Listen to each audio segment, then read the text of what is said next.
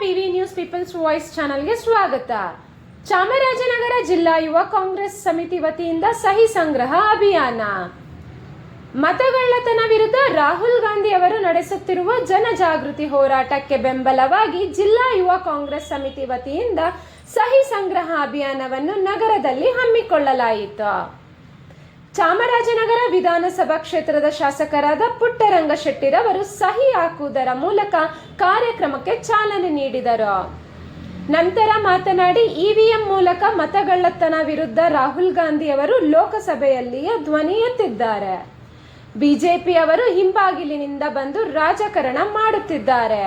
ಹಾಗಾಗಿ ಮತಗಳ್ಳತನ ವಿರುದ್ಧ ರಾಹುಲ್ ಗಾಂಧಿ ಅವರು ನಡೆಸುತ್ತಿರುವ ಜನಜಾಗೃತಿ ಅಭಿಯಾನಕ್ಕೆ ಹಾಗೂ ಜಿಲ್ಲಾ ಯುವ ಕಾಂಗ್ರೆಸ್ ಸಮಿತಿಗೆ ಶುಭವಾಗಲಿ ಎಂದು ತಿಳಿಸಿದರು. ಈ ಸಂದರ್ಭದಲ್ಲಿ ಜಿಲ್ಲಾ ಯುವ ಕಾಂಗ್ರೆಸ್ ಅಧ್ಯಕ್ಷರು ವಡಗರೆ ಯೋಗೇಂದ್ರ, ಜಿಲ್ಲಾ ಕಾಂಗ್ರೆಸ್ ಸಾಮಾಜಿಕ ಜಾಲತಾಣ ಅಧ್ಯಕ್ಷರು ಕೆಲ್ಲಂಬಳ್ಳಿ ನಾಗೇಂದ್ರ ಹಾಗೂ ಯುವ ಕಾಂಗ್ರೆಸ್ ಪದಾಧಿಕಾರಿಗಳು ಹಾಜರಿದ್ದರು. ವರದಿ ಕುಮಾರ್ ಎಸ್, ಚಾಮರಾಜನಗರ.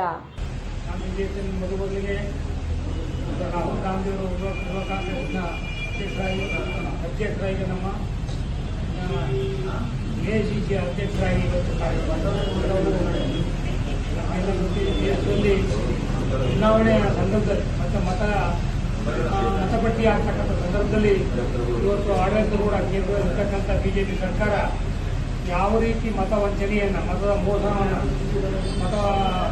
ಮೋಸವನ್ನು ಮಾಡುವ ಮುಖಾಂತರ ಈ ದೇಶದಲ್ಲಿ ಅಧಿಕಾರ ಹಿಡಿದೆ ಅನ್ನೋದನ್ನ ಬಗ್ಗೆ ನಮ್ಮ ನಾಯಕರಾದಂಥ ರಾಹುಲ್ ಗಾಂಧಿ ಎತ್ತಿ ಎಡೆಯಾಗಿಕೊಂಡಿದ್ದಾರೆ.